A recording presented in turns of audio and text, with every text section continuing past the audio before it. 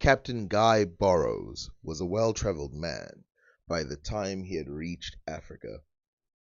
He had seen things in America, he had seen things in Europe, obviously, and even Asia. Now, something that he saw in Africa was two things. One, he saw rubber, and then he saw a whole bunch of other things that he collected. Now, this was in the 1800s. Now, something else that was happening in the 1800s was the genocide of African men. But on one side of Congo, on the other side, the people were just noticing that their brothers were being taken away. Now, Africa has this thing where we talk about its history the same way that we talk about other places. But if you look at these knives, you can see that there's something more difficult going on in Africa, because all of these knives that I've been showing are African, than other places. In fact, metals were so freely available in African locations that knives were personal. The designs, a lot of them were personal, made in various ways. There were also throwing knives that I showed you that look like something you would expect from like a samurai movie. These throwing knives were actually very, very popular at the time, and in fact, you can see that they have a native inspiration rather than an international inspiration coming from some other place. This makes the tip or the highest peak of these people. Now we shall turn to these knives, but let's first look at the other blades that they had. They had, some swords. They had this type of sword. They had this type of sword, or a spear, tri spear. They had small daggers that they would, and then they had longer ones. Something you'll notice is that the variety is crazy in shape and build. There's hundreds of different types of other swords and daggers and knives that I have not shown in this video. And remember, the Kingdom of Congo, the people of Congo and nearing states by this time were able to build guns. So this is only one of their things. So while I show hairpins that were used by females and maybe hat pins as well that were used by males, what we have to talk about is the use of rubber within this region. Now, I've shown you drawings, illustrations that prove that the people in this region made rubber prior to the Europeans ever arriving, bringing it from the Native Americans. In fact, the type of tree that gives out the rubber in America is different than the one in the Congo. And in fact, Guy Burrows, the guy who traveled there, talked about how when the Europeans came and took over this area, the way it was gathered, it was just way too hard in the Congolese regions, which, by the way, there was also rubber in Mozambique and all these other places, as you will see, as I will show you actual examples of what did the rubber look like and the difference between a clamp of rubber formed into a ball and a real ball of rubber that was used for sports by these people, made by these people for these people. So, for example, in 1908, we have this collection of a rubber ball made by the Kuba people in the Republic of Congo. Now, you can see here that it's a smooth ball in the same way, but obviously it's, from 1908, which feels like it should be different than the ones made by the Kuba people back in the day, but it is not. This is just the reason why we have this one and not an older one is because the history of rubber and how it's gathered leaves us with greater examples in the future than from the past. And I've shown you images that come from the past that were drawn by citizens, drawn by people. Last time I showed you this visual depiction, this circular depiction of a drumstick knob being of Indian rubber, meaning it had the rubber thing right at the end. But this is what it would have looked like in real life. As you can see, gathered from around 1894 to 1897, it's a drumstick with a wooden drumstick with a rubber head. That's what the rubber head actually looked like. And so you can see here that rubber was just used in the Congo. Now, I don't need to give you a whole rundown on how rubber was invented both in the Americas and in Africa, even though I could if you really wanted to, but I have a video on this and I will link it in the description. The idea of a ball is something that was just universal. We find, first of all, this is an example of an ancient Egyptian bowl that's made of palm leaves. But we find in Malaysia, Indonesia, or the Australian regions, we find bowls made there out of leaves as well. In the Americas, we also find ones made of leaves and obviously rubber. We find bowls made of all kinds of things, including leftover remains of, vegetables in Africa, all kinds of places. So balls are not exactly a unique thing, and I mean it as a toy. It's not a unique thing in history. What is unique is the use of rubber being used to create the toy. Now, check out this comment that I got 2 days ago on my video about the Africans' contribution to the camel and why they didn't use the wheel as much. And it's from a guy called Oddball67, which makes me think it's a troll comment, but it doesn't matter. I'm just going to take it seriously. You do know that the rubber tree is from South America, not Africa, don't you? Now, the only way that this person could be saying this is if they have never seen any of my videos, which, by the way, I linked him one of my videos and he said, I'm not watching it, which makes me think that it was a troll. But the important thing about it is that I don't need to comment directly to him. I think he made a easy path for me to make a quick showing that rubber trees are not only available in the Americas, but they're available in Africa, and some of them are very different from each other. But before I go there, I want to remind you again what the ball looked like. This is what you would have been looking at the time. And remember, there were like buildings and all this other stuff in the Congo and Mozambique and all these other places. We're not talking about tribal living for a lot of these people. This one was built by the Kuba people. So let's start here.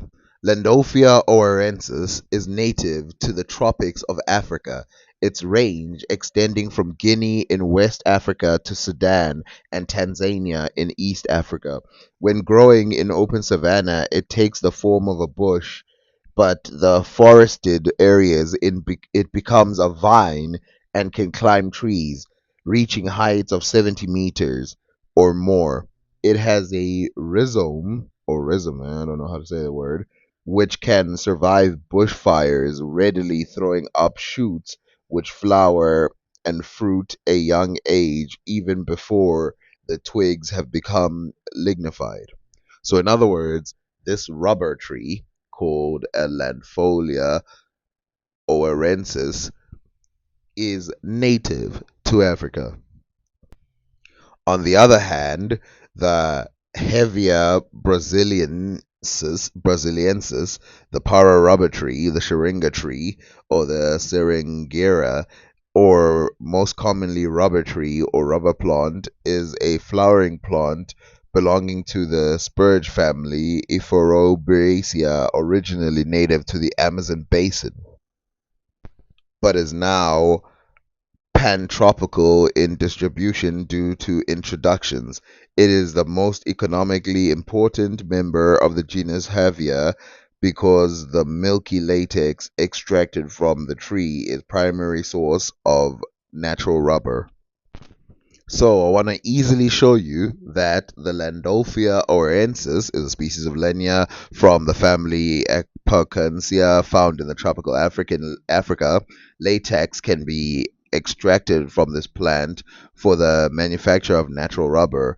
Other names for the vine are Eta and white rubber vine and Congo rubber plant. Congo rubber was a commercial rubber exported from the Congo Free State starting in 1890, most notable for its forced harvesting under the conditions of the great human suffering in the Congo Free State, detailed in 1904 Caseman Report. From 1885 to 1908, millions died as a result of murder, deprivation, and disease, with populations falling by millions in this period. Some writers estimate this loss to be as high as 10 million people.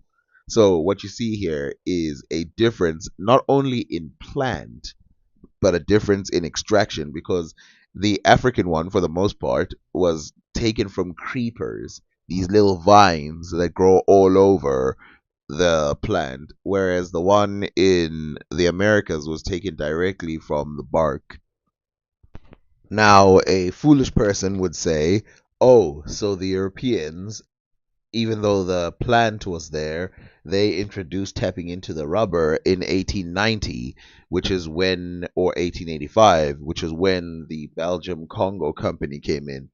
Well, except that the book that I was reading from earlier that talks about the rubber called Through the Dark Continent, which is a clue that tells you how much the Europeans knew about this place.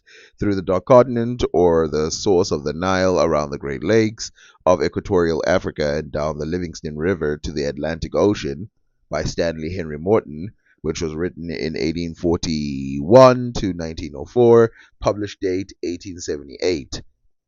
So this book, which was really written around 1841, and of course you can see still published 1878, which is 20 years before we even get to the Belgium company, had the descriptions of rubber being used by the natives.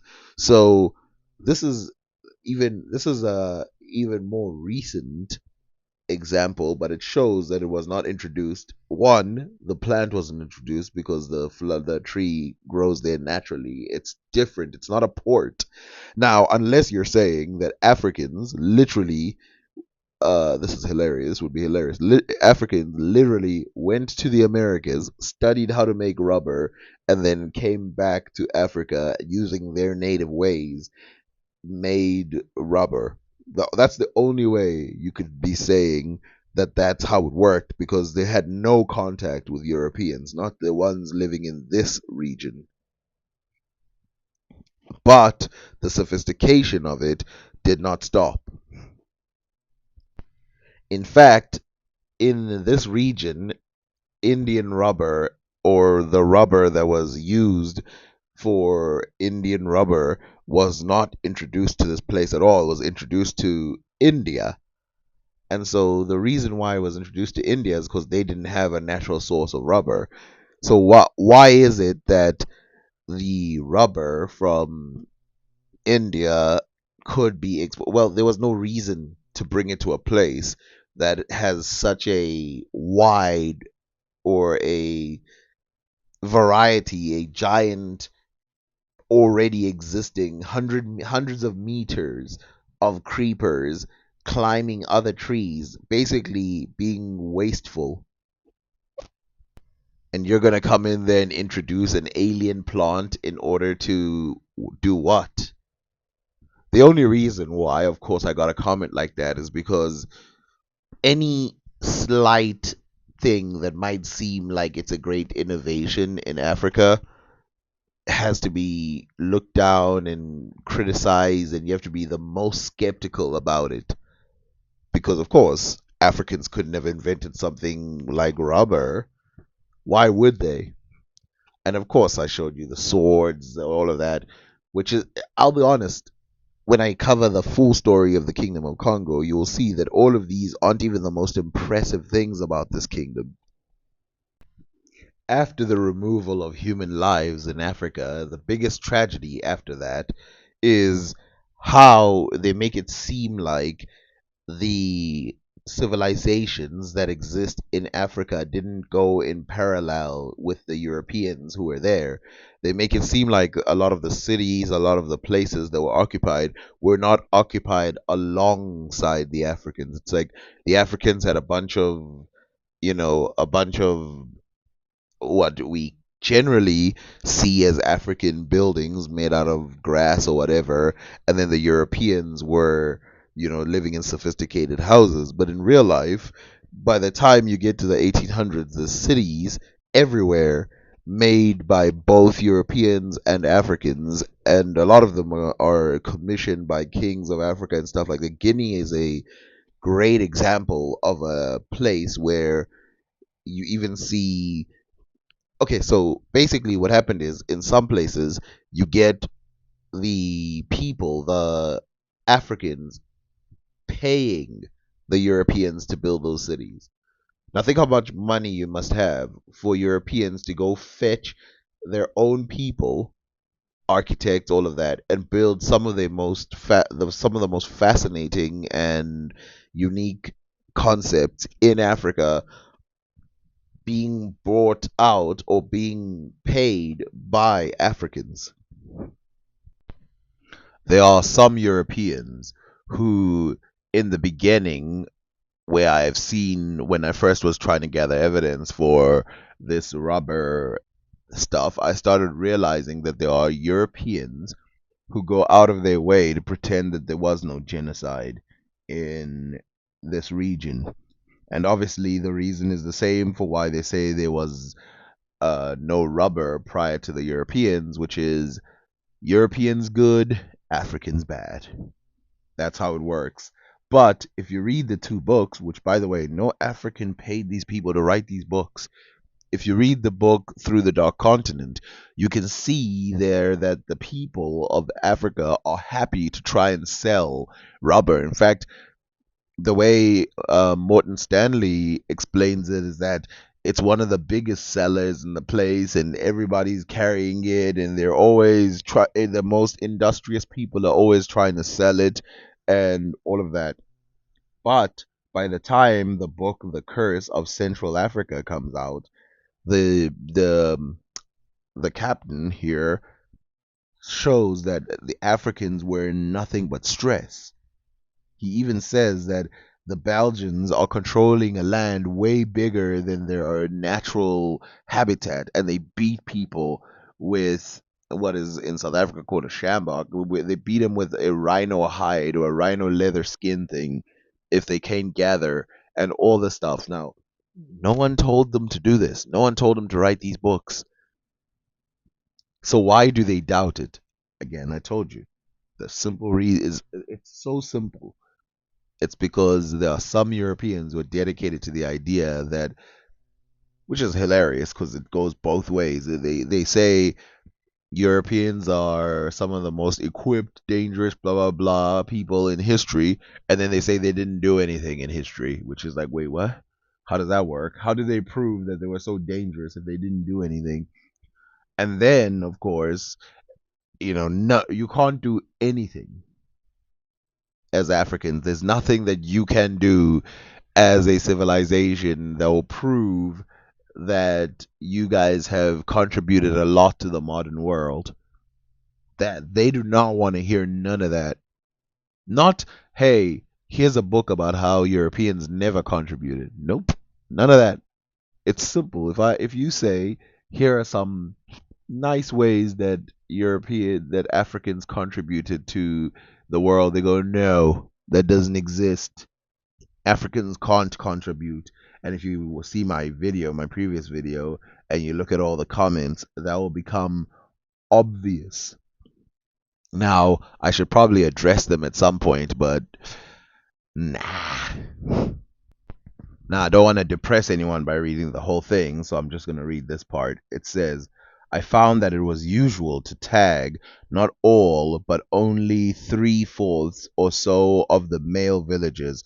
Those tagged at once became mere slaves to the company. The rubber making occupied most of their time. This tree over here is called the false rubber tree. Now, the reason why it's called this is because from it you can get a substance that looks like rubber but is not rubber. The first person to write about this is Guy Burroughs. That the stock of rubber vines in those parts of Congo which have been worked for any length of time is being rapidly exhausted is evidenced by the ever increasing difficulty experienced in inducing the natives to exploit it.